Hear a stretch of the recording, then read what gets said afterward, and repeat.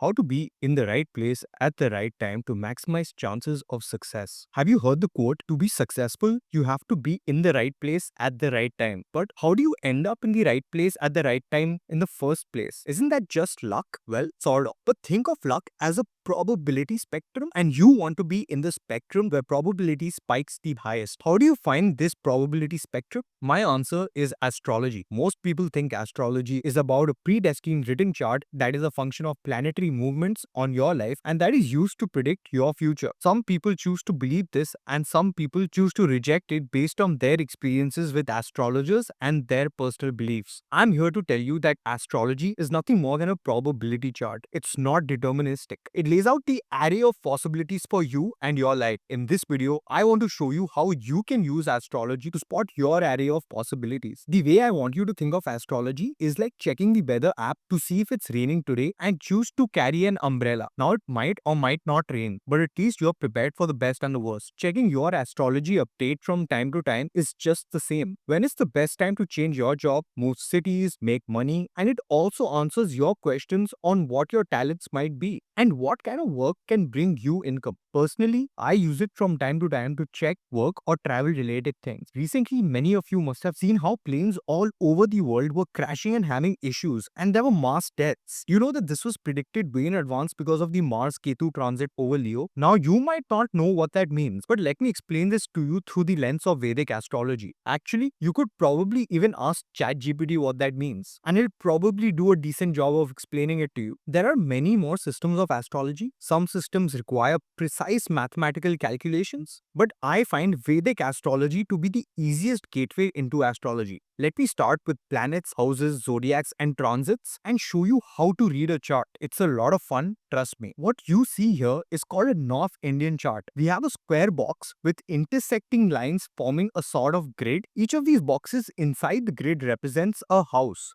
numbered 1 to 12, counted from top center all the way anti-clockwise. Inside each of these boxes, a sequence of numbers is written, and these numbers represent the zodiacs or rashis. We have 12 of these with numbers 1 to 12 corresponding to each, namely and in order: Aries, Taurus, Gemini, Cancer, Leo, Virgo, Libra, Scorpio, Sagittarius, Capricorn, Aquarius, and Pisces. They form different constellations, and each zodiac sits in at most one house in each chart. Each of these zodiacs represents unique characteristics that influences any planet that moves through these zodiacs. Let's say number 3 is written in the first house in your chart with the letters MA written in the box and the letters AS written right below it.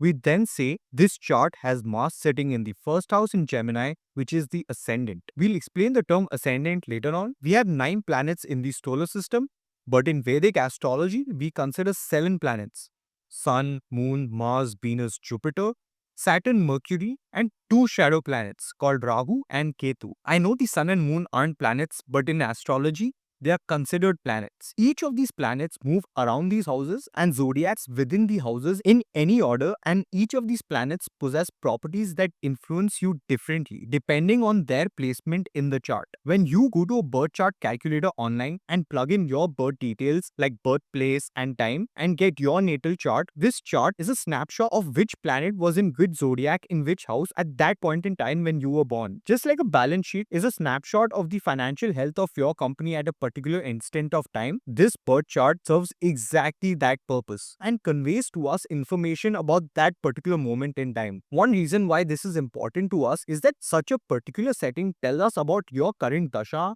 and future dashas or the major themes that will play out in your life. When you put in the current date and time in this chart, the placements tell you which planets are transiting which zodiacs currently. We will then match these current transits to your natal birth chart transits to make predictions. Think of each planet having its own particular set of properties, just like elements in the periodic table. When multiple planets interact with each other or come close together or are looking at each other directly from afar, they result in a different combined set of properties. Just like atoms from molecules when they interact with each other. These combined properties of the planets influence each individual uniquely depending on their combinations and placement, which is why when we say that each person's journey is unique, It really is true. Now you might ask, what if two people are born at the exact same time? They definitely will exhibit similar characteristics, but each person is going to be influenced by their current environment, upbringing, and also the placements of planets in each of their parents' and relatives' charts. Had you heard your luck might change if you marry the right person? This happens because of this very situation. I'm going to continue more of this in my next video where I talk about each planet and how they affect you. So stay tuned and don't forget to like, comment, and subscribe for more content like this.